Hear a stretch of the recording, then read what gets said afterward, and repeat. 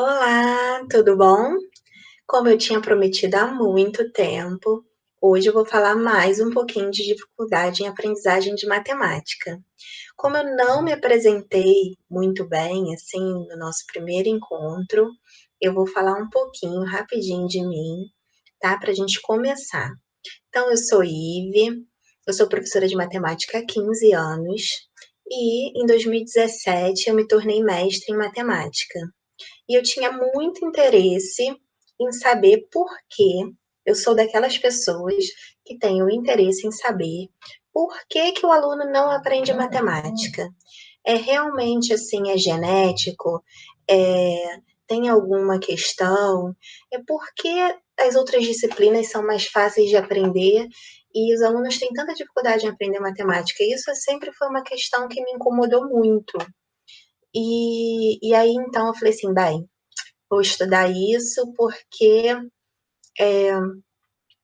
eu preciso aprender sobre isso para me tornar uma professora melhor. E as minhas orientadoras no mestrado abraçaram minha causa, e então eu fiz uma dissertação de mestrado sobre isso, né? Sobre as dificuldades em aprendizagens de matemática e como que eu poderia usá-las como uma recuperação paralela de estudos, certo? Então, eu fiz alguns estudos. Eu tenho uma experiência prática a respeito disso, que eu vou comentar durante a apresentação, e eu fiz uns estudos sobre isso e uso realmente na minha vida, no meu dia a dia.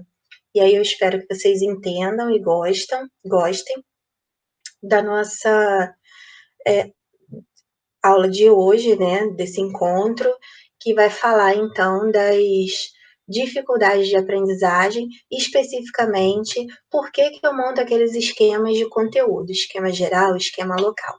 Então, a aula de hoje é sobre esquema geral e esquema local de conteúdo. Eu não vou ensinar a fazer, eu vou explicar por que a gente faz daquela forma, beleza? Então, vamos lá. Primeira coisa, né? Para a gente resolver qualquer problema de matemática, a gente tem que saber ler. Não é só um saber ler, é saber ler em matemática, saber ler o problema.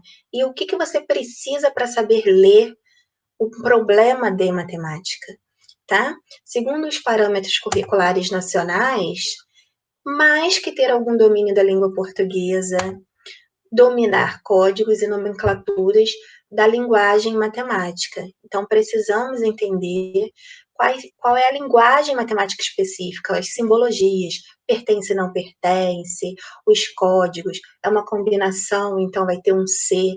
É preciso entender aquilo para que quando você pegue um livro de matemática, você compreenda o que aquele livro está querendo dizer, né? A linguagem matemática ela é super importante.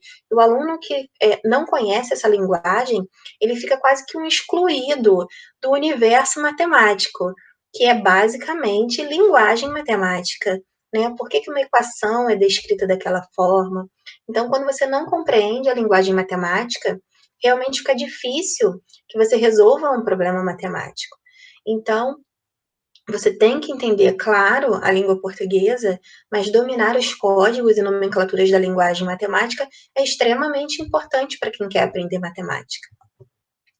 Compreender e interpretar desenhos e gráficos relacioná-los com a linguagem discursiva. Então, um desenho, como a gente viu muito em análise combinatória, um gráfico, quando a gente vê em funções, ele é um tipo de linguagem que passa uma informação para você, a gente viu gráficos em estatísticas também, né? E ele passa uma informação para você que você tem que associar com a linguagem discursiva. Então, a matemática tem aquela linguagem toda própria dela, que tem que ser entendida para que você consiga compreender os conceitos. Analisar e compreender a situação por inteiro. Isso aqui não está muito relacionado com a matemática. São as formas de avaliar, de se chegar a uma imagem do todo, que a gente chama de Gestalten. Tá? Tem gente que tem dificuldade em formar Gestalten, em relacionar o todo com as partes e as partes com o todo. E aí eu vou falar no esquema geral do conteúdo, como é que a gente faz isso, né? Usando o esquema geral e o esquema local. mas também que vai afetar, com certeza, a gente vai ver quantas coisas que essa não formação de Gestalten podem causar, né, deficiências para a aprendizagem de matemática. E, por fim, decidir sobre a melhor estratégia para resolver o problema, tomar decisões, argumentar, se expressar e fazer registros. Ou seja, é muito complexo, né, resolver um problema de matemática. Tem que ter domínios muito específicos das situações que às vezes a gente acha que não é necessário, mas são, tá? De linguagem, de simbologias, enfim. E se você não se deparar e encarar de frente essa aprendizagem desses símbolos, dessa linguagem, provavelmente a sua dificuldade de aprendizagem em matemática vai ser eterna. Se você se recusar a aprender essa linguagem matemática, como um aluno rebelde, como eu digo para os meus alunos, realmente você vai ter um problema aí de compreensão para sempre, tá? Porque a linguagem matemática, basicamente, ela define, né, o que define a matemática como disciplina. E aí o Jesus Nicásio Garcia, que é um autorzinho aqui desse livro que eu gosto muito, Manual de Dificuldade de Aprendizagem, tá? Que foi o livro que eu usei para escrever minha dissertação e entender um pouco sobre quais são os transtornos de aprendizagem, ele relata o seguinte, ó, ele relata que alunos com transtorno de linguagem escrita, dislexia e desortografia, têm problemas para formar gestaltem, isto é, não conseguem formar imagens globais, não conseguem compreender as partes porque não visualizam todo. E a gente faz muito isso ensinando matemática. Então, a gente vai lá, vamos falar de análise combinatória, né? Como é que eu aprendi, por exemplo? Vou falar de princípio fundamental da contagem, depois eu vou falar de arranjo, depois eu vou falar de permutação, depois de permutação com repetição, e depois de combinação. Basicamente, se explica os métodos de contagem, e esses métodos de contagem ficam perdidos, sem nenhuma... E análise combinatória é um conteúdo difícil, né? Eles ficam ali perdidos, soltos, sem estratégias, sem relações combinatórias auxiliares, sem definição, sem nada, né? Sem estrutura. É dado o método de contagem, aí você aprendeu os métodos de contagem, tá bom, vai lá, lê, aplica. Alguns têm mais dificuldades, outros menos. Então, assim, se você não usar um processo mental diferenciado, fica difícil mesmo entender a análise combinatória.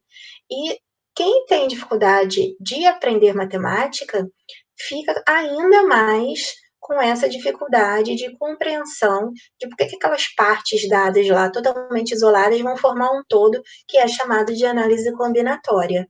Então, esses esquemas, o geral e o esquema local do conteúdo, foi para suprir essa necessidade de linkar a parte com o todo e o todo com a parte, tá? Então, a criação do esquema geral e do local é para fazer esse link entre a parte com o todo e o todo com a parte. A função desse esquema local é exatamente essa, tá? Essa ligação entre a parte e o todo com a parte. Que eu acabei sendo redundante aqui. E aí, lá nesse livrinho aqui, ainda com o Nicásio Garcia, ele fala o seguinte, que a não formação gestáltica, o que ela afeta? A compreensão da linguagem como um todo, a expressão oral e escrita, a capacidade de seguir instruções, a capacidade em julgar causas e efeitos, a compreensão da linguagem metafórica ou senso de humor, olha só, afeta a memória, a captação da ideia central, a elaboração de deduções e conclusões e a capacidade de propor hipóteses. Ou seja, afeta tudo, né? Simplesmente você não vai conseguir aprender matemática se você não consegue formar Gestalten, não consegue, tem dificuldade de aprendizagem genéricas e muito mais aprendizagem matemática, que a gente já viu que a matemática exige muito mais do nosso cérebro do que as outras disciplinas. Isso já foi falado no primeiro encontro de dificuldades de aprendizagem. E essas técnicas de diferenciação do conteúdo, e também esse link de esquema geral do conteúdo com o esquema local do conteúdo, essas técnicas de diferenciação e essa formação de esquema geral e esquema local do conteúdo, elas foram ensinadas para mim. Eu aprendi com a psicopedagoga Bárbara Santos. Então, ela me ensinou, né, que fora fazer o link entre o esquema geral e o local do conteúdo, eu tenho que fazer sempre uma definição, explicar o que é anotação, explicar os tipos de representação, explicar como é que faz o cálculo, fazer, classificar, diferenciar uma coisa da outra para não parecer que é tudo a mesma coisa, certo? Então, todos aqueles itens que são criados, eu não estou copiando de lugar nenhum, mas essas técnicas de diferenciação, de classificação do que é o que, ela me foi ensinada lá no Centro Psicopedagógico Apoio, em Copacabana, no Rio de Janeiro, com a orientação da psicopedagoga Bárbara Santos, que também é a coordenadora do curso. Então, eu trabalhei alguns poucos meses, eu tive que sair porque eu engravidei, enjoava muito, eu moro muito longe de Copacabana, então para pegar um metrô eu passava muito mal, muito mal. Mas eu cheguei a fazer um curso com ela, onde a gente tinha encontros, estudos de caso, com psicólogos, com outros professores de outras disciplinas, com fonoaudiólogos, era muito legal, eu conheci essa parte da neurociência lá, ligada aos sistemas de aprendizagem e eu fiquei apaixonada. E dali eu quis muito, muito, muito estudar neurociência aplicada à matemática, especificamente, que é a minha área, que eu jamais vou largar, porque eu gosto muito, desde a minha 8ª série, lá em 1900, que eu já queria ser professora de matemática, mas sempre tive essa, como eu tinha dito bem lá no comecinho, essa desconforto de eu aprender matemática com muita facilidade e saber que outras pessoas não aprendem e querer entender o porquê que isso acontece. E eu resolvi abraçar a causa e encarar o ensino da matemática de uma forma diferente, com um olhar diferenciado, de acordo com aquilo que eu fui aprendendo, né? Foi uma experiência muito rica, apesar de ter sido muito curta, e que eu vou levar para o resto da minha vida e vou seguir para sempre, assim, vou continuar estudando e vou continuar me aprofundando. Daqui a pouco eu estou fazendo doutorado aí, ainda ligado nessa área, e vou continuar estudando e vou encarar a neurociência para me aprofundar nesses conteúdos e poder, talvez, transformar o ensino da matemática, ajudar alunos e professores a verem o ensino da matemática de uma forma diferenciada. E aí, só para exemplificar o que seria o esquema geral das 3 conteúdos que eu já montei, que foi análise combinatória, estatística e agora probabilidade, e mostrar, relembrar, né, não sei se vocês estão acompanhando as aulas, o que é um esquema geral, o que é um esquema local, mas para exemplificar mesmo e rever, né, esses conceitos que eu dei ali no começo, e depois eu vou mostrar como é que eu faço esses esquemas gerais do conteúdo, tá? Então, vamos lá, ó. Aqui nesse esquema geral de análise combinatória, eu coloquei lá, ó, definição, representação, estratégia, relação combinatória e os métodos de contagem. E para cada método de contagem desse, que são 1, 2, 3, 4, 5, eu ainda criei para cada um deles um esquema geral de conteúdo. Quem acompanhou as aulas viu que isso foi feito. E aí, aqui está o esquema geral, que dá o mapa do conteúdo de análise combinatória, e cada um deles com o seu mapinha dos métodos de contagem, mas parece que essa primeira parte, ela simplesmente é abstraída nas salas de aulas, né? E só é dado os métodos de contagem com aqueles pequenos mapinhas, e fazer o link do esquema geral com o esquema local, do todo com a parte, é isso, ó. Agora estamos aqui. Agora vamos estudar estratégias. que é a postura ativa, não adiar a dificuldade, divisão em etapas. Aí, quando eu terminava a aula, eu falava assim, vamos voltar, ó, já vimos essa estratégia, vocês lembram? Postura ativa, não adiar a dificuldade, divisão em etapas, isso é necessário. Agora a gente vai estudar relação combinatória. E aí dava as partes lá das relações combinatórias. Isso foi feito em análise combinatória, que a gente acabou final de julho, né, meados de julho, antes de eu entrar de férias. Em estatística básica eu também fiz o esquema geral, então lá, ó, definição, conceitos, representações, medidas de posição e de dispersão. Também fiz um esquemão geral só de medida de posição e só de medida de dispersão. Foi necessário fazer outro esquema geral, um para cada um, para que vocês compreendessem quais eram os cálculos, as definições e tudo mais. E também tem lá a ligação do esquema geral com o esquema local. Então, aqui eu estou mostrando o esquema geral, agora vamos estudar conceitos. E aí tem todos os conceitos lá. E o último, que foi o que eu mais gostei, que eu estou muito apaixonada, que foi esse esquema geral de probabilidade de eventos equiprováveis que eu comecei agora. Então, tem lá a definição, a representação, os conceitos. Aí, dentro dos conceitos, eu consegui colocar, né, dentro do evento simples, qual é a definição de evento simples, o cálculo, se a probabilidade tinha algum tipo de classificação de acordo com o evento. Então, tem aqui probabilidade simples para evento qualquer, tem aqui, ó, probabilidade de eventos complementares para eventos complementares, probabilidade condicional para eventos dependentes. E aí eu acabei dividindo em 2 slides, mas ele ficou completo num único esquema. E não precisei montar vários esqueminhas igual a antes.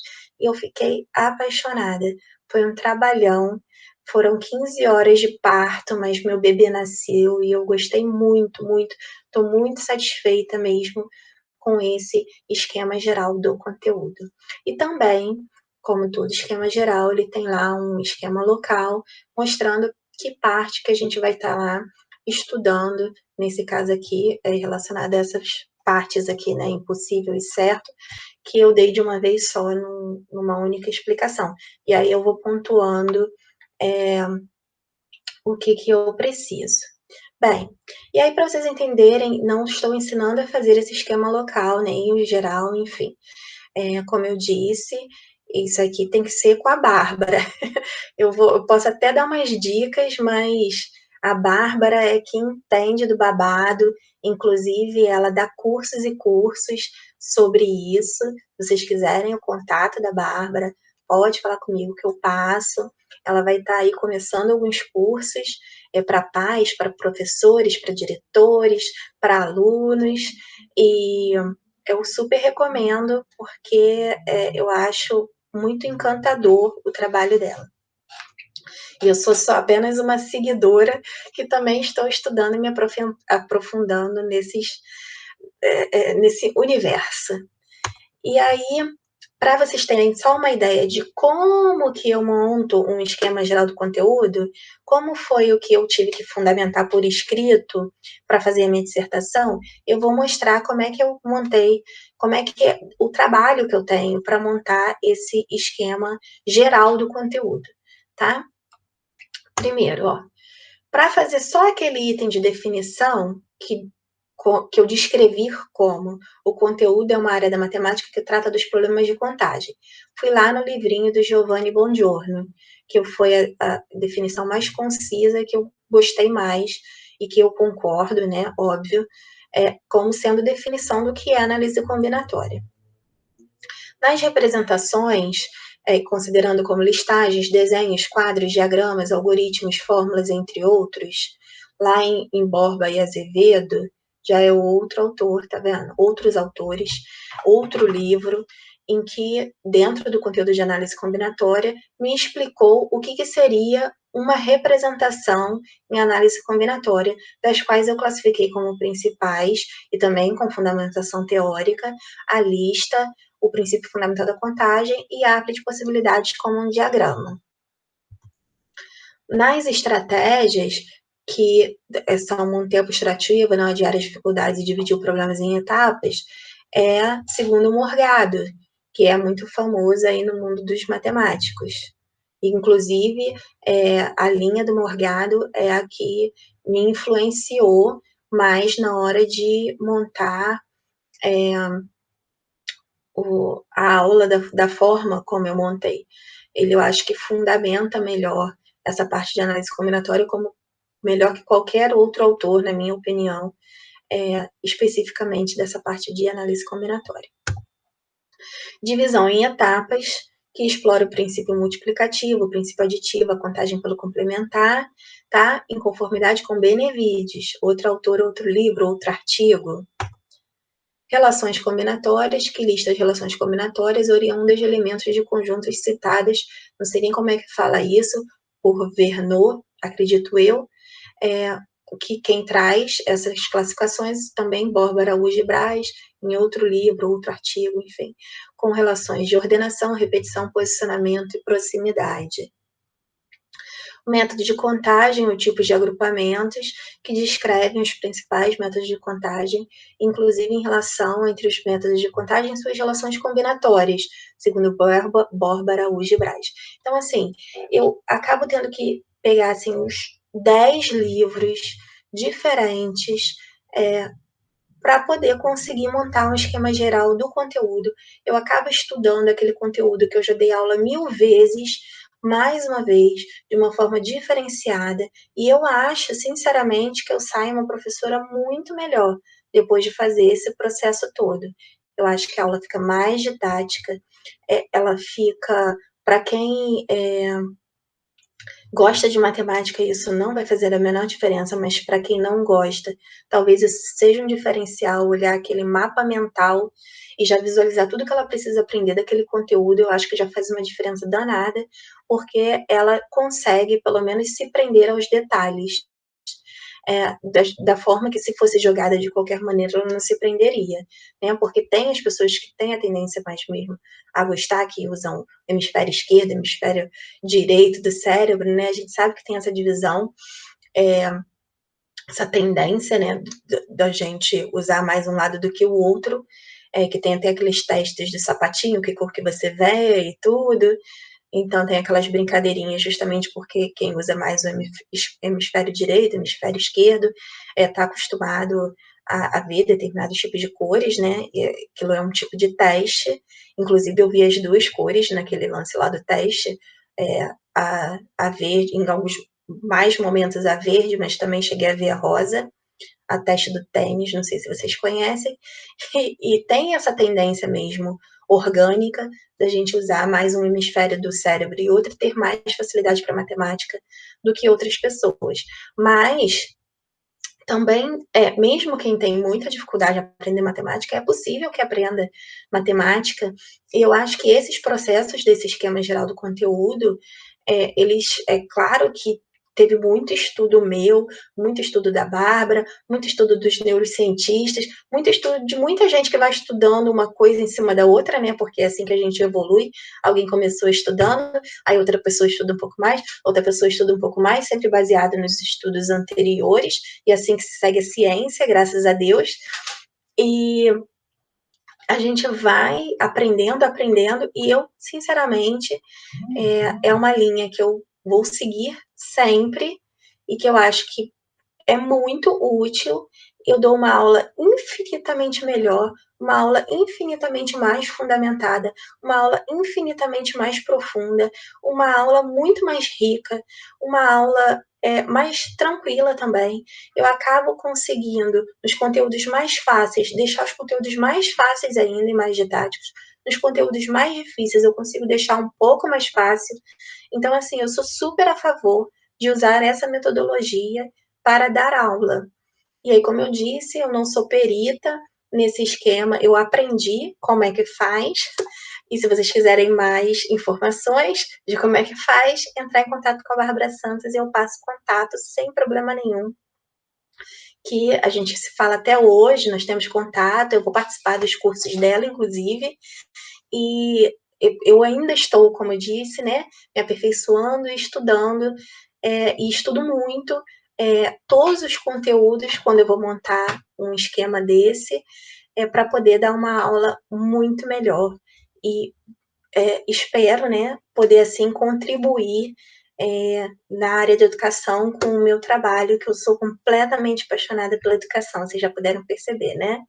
E então é isso. Hoje a gente falou por que eu faço aqueles esquemas do conteúdo, tá? Como que eles auxiliam nos problemas de aprendizagem matemáticos, sejam eles transtornos ou apenas dificuldade escolar, mas eles vão ajudar a todos que têm dificuldade em aprendizagem de matemática. Aquele esquema, como eu já disse, serve para outras disciplinas, é porque matemática sempre é uma disciplina-chave, né? Que causam maiores problemas. Mas ela serve para todas as disciplinas, tá? Não é uma coisa específica de matemática, o esquema geral do conteúdo, mas especificamente aqui para matemática, eu vou seguindo, criando os meus próprios esquemas, com os meus próprios processos mentais, com os meus próprios estudos. Eu não gosto de copiar nada de ninguém, então eu aprendi a técnica e eu aplico a técnica fazendo da minha forma, como eu acho que é melhor e mais fundamentada, né? Eu tenho todo um cuidado de fazer uma fundamentação, inclusive lá em probabilidade eu expliquei, né, que eu acabei usando teorema seguindo um determinado autor, já que todos os autores divergiam, né? Se era teorema, se era propriedade, se era, enfim, proposição, e isso são coisas diferentes para nós que somos matemáticos. Então, eu defini como teorema baseado em um autor, mas eu preciso estudar para chegar à conclusão do que eu vou fazer, né? Como é que eu vou classificar aquilo ali. Que isso para mim se tornou extremamente importante, já que esse esquema geral do conteúdo ele foca muito nessa parte de classificação, tá bom? E aí no próximo encontro eu vou falar, acredito eu, de técnica de rapport, que eu acho muito legal, que é aquela técnica de espelhamento, e um pouquinho, talvez um pouquinho já faça tipo um 2 em 1, falando da parte de que eu não fiz aqui nesse slide, porque eu tô correndo muito, de diferenciar, né, os termos.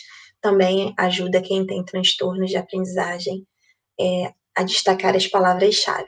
Aí vamos falar um pouquinho de técnica de espelhamento, um pouquinho de destaque de palavras-chave, que é o que eu uso aqui para ajudar também na aprendizagem de matemática, que também não se restringe ao meu conteúdo, mas eu vou contar para vocês um pouquinho da história, principalmente da técnica de espelhamento, que foi fantástico e fez um diferencial enorme para minha aprendizagem enquanto professora, e acredito que para a aprendizagem dos meus alunos, ver aqueles conteúdos da forma que é dado com técnica de espelhamento foi um ganho enorme, tá bom? Então, até o nosso próximo encontro.